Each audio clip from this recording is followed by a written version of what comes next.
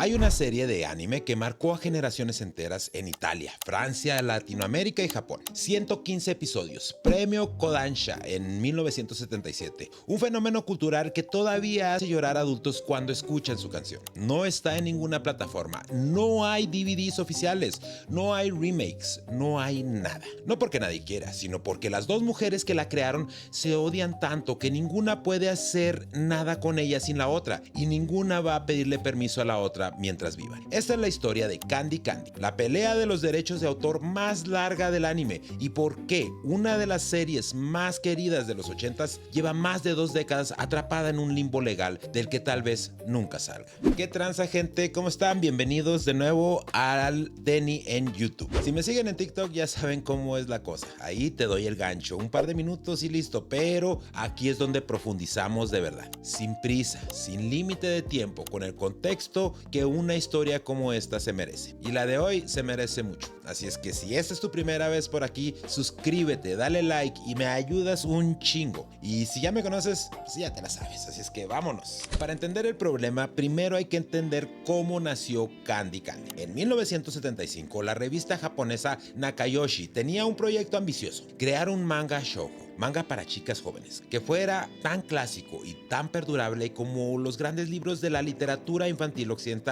Heidi, Ana de las Cejas Verdes, Mujercitas, querían algo así pero en formato manga. Para lograrlo, juntaron dos personas: Keiko Nagita, escritora de novelas juveniles que usaba el seudónimo Kyoko Mizuki, quien escribía la historia, y Yumiko Igarashi, dibujante de manga con un estilo visual dulce y expresivo, quien haría las ilustraciones. Nagita escribió la historia de Candice White, Candy, una niña huérfana con coletas y pecas que vivía en un orfanato cerca del lago Michigan a principios del siglo XX. Una chica que enfrentaba tragedias con una sonrisa que no se rendía. Su primer amor, Anthony, muere en un accidente de casa. Terry, el galán rebelde con quien vive su amor más intenso, termina separándose de ella por las circunstancias. Y Albert, el misterioso príncipe de la colina que la conoce de niña y que resulta ser el patriarca de la familia Ardley, que la adoptó, es quien la autora siempre concibió como el destino final de Candy. Igarashi tomó esa historia y la dibujó con un estilo que se volvió icónico: esos ojos enormes y brillantes,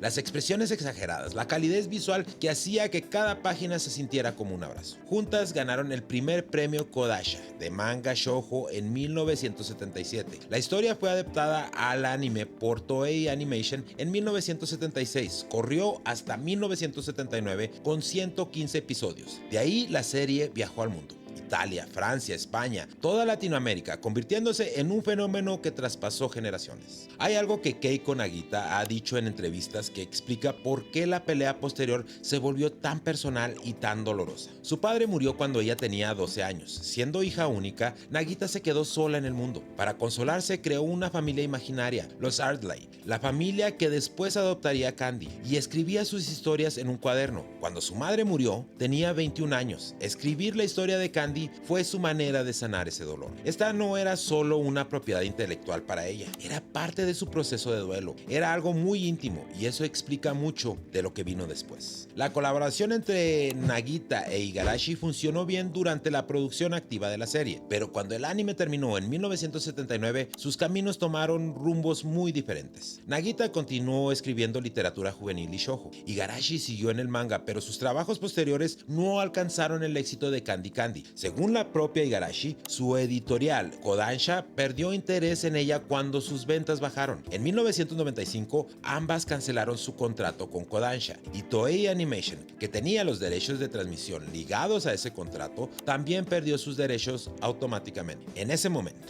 a principios de los 90, cuando Igarashi comienza a vender mercancía de Candy Candy por su cuenta, sin contrato vigente, sin consultar a Nagita, sin dividir las ganancias. Su argumento: ella era quien había dibujado los personajes, así que no necesitaba permiso de nadie para vender ilustraciones basadas en ellos. Nagita se sintió completamente traicionada y en 1998 presentó una demanda ante un tribunal de Tokio. Ahora, quiero ser preciso aquí, en TikTok me voy rápido, ¿no? Pero el caso no terminó con un solo fallo en 2001. Hubo 3 instancias. La primera fue en febrero de 1999 en el Tribunal de Distrito de Tokio. La segunda en marzo de 2000 en el Tribunal de Apelaciones. Y la tercera en octubre del 2001 en el Tribunal Supremo. Los 3 fallos dijeron lo mismo. Ambas autoras son copropietarias con derechos iguales y ninguna puede hacer nada comercialmente sin el acuerdo de la otra.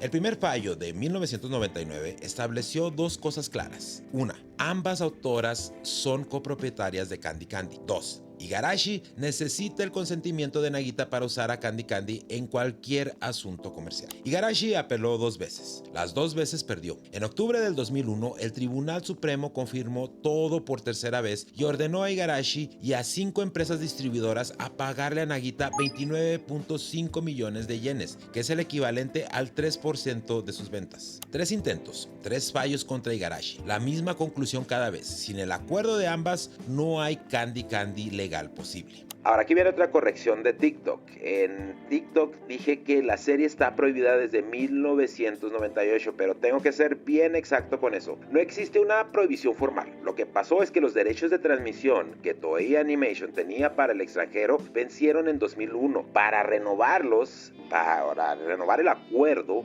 se necesita ambas autoras. Como ninguna cede, los derechos no se renuevan. No hay prohibición. Hay un bloqueo total por falta de acuerdo. La causa es el limbo legal, no una orden judicial. El resultado práctico es el mismo. No se puede transmitir legalmente. No hay plataformas, no hay DVDs oficiales, no hay nada nuevo. Pero la distinción importa porque si alguna de las dos cambiara de posición o si sus herederos fueran más flexibles, la situación podría desbloquearse. Después de perder en el Tribunal Supremo, Igarashi no paró. En junio del 2002 demandó a Toei Animation intentando invalidar la marca comercial de Candy Candy que la empresa tenía registrada. La demanda fue desestimada. En 2007 apareció en Taiwán con merchandising bajo el nombre Lady Lady, personajes ilustrados con un estilo y características muy similares a los originales de Candy Candy. Toei Animation intervino por la similitud evidente con los personajes originales. Cada intento terminó igual, pero los intentos siguieron llegando. Ahora de nuevo, porque les digo, aquí voy a corregir varios de los errores que tuve en TikTok, así es que aguanten,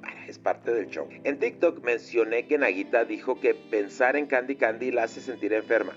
Revisé las fuentes y esta cita exacta no la pude rastrear a ninguna entrevista directa así verificada. Lo que sí está documentado es que el tema de la disputa legal le da dolor de cabeza y que durante años trató activamente de no pensar en Candy. En una entrevista de 2019 dijo: todos esos años no pensé en Candy, o más bien intentaba no pensar en ello. La versión de que la hace sentir enferma no la puedo respaldar con una fuente directa, así que retracto esa parte. Sorry, perdónenme. Lo que sí está claro es que con el tiempo, Nagita encontró una manera de reconectar con Candy Candy en sus propios términos. En 2010 publicó Candy Candy Final Story, una novela completamente nueva donde reescribió la historia tal como siempre quiso contarla, sin las restricciones del formato manga, sin la influencia de Igarashi. En 2019 fue a París a presentarla personalmente ante sus fans. Esa Nagita se veía en paz con Candy. A pesar de todo este desmadre del limbo legal, Candy Candy siguió transmitiéndose en varios países de la región.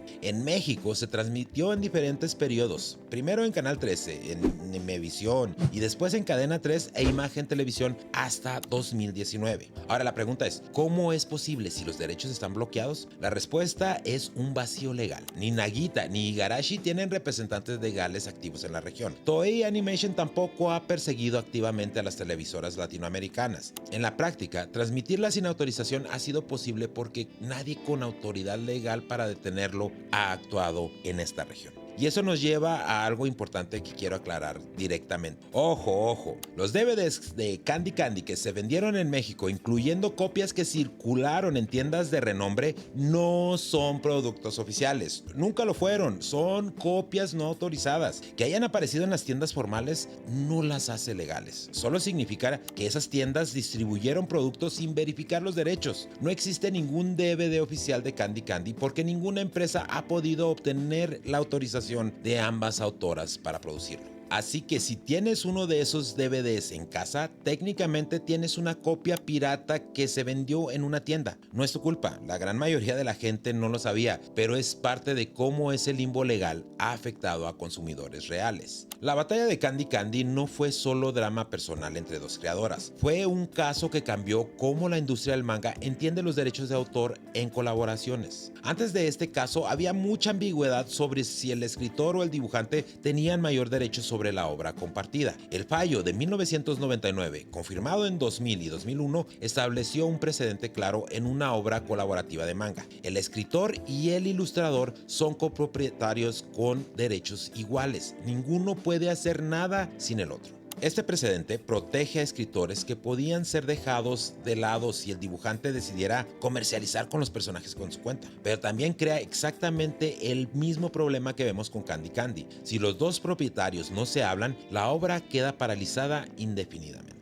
En 2025 se celebró el 50 aniversario de la publicación del manga original. Hubo eventos en Europa donde Candy Candy siempre ha tenido una base de fans apasionada, y tanto Nagita como Igarashi participaron en eventos por separado. Igarashi fue invitada especial al Manga Barcelona en diciembre del 2024. Los dos mundos coexisten, ambas siguen activas, pero siguen sin hablarse. Mientras tanto, los fans mantienen viva la serie con fansubs, copias digitales que circulan, y una comunidad en línea que sigue discutiendo apasionadamente quién debería terminar con Candy. El debate que todavía genera peleas en foros 30 años después. Candy Candy es una de esas historias que demuestra que el arte es frágil, no solo en el sentido físico. Los DVDs se deterioran, las cintas se borran, sino en el sentido humano, que dos personas puedan crear algo que marcó a millones y que ese algo quede atrapado entre ellas para siempre. Nagita curó su dolor escribiendo la historia de Candy, y luego la batalla por esa misma historia le causó otro dolor diferente. Igarashi dibujó personajes que el mundo amó, y las consecuencias de querer reclamar esos personajes sola le cerraron todas las puertas. Y los fans, los que crecimos viendo a Candy llorar y reírse y caerse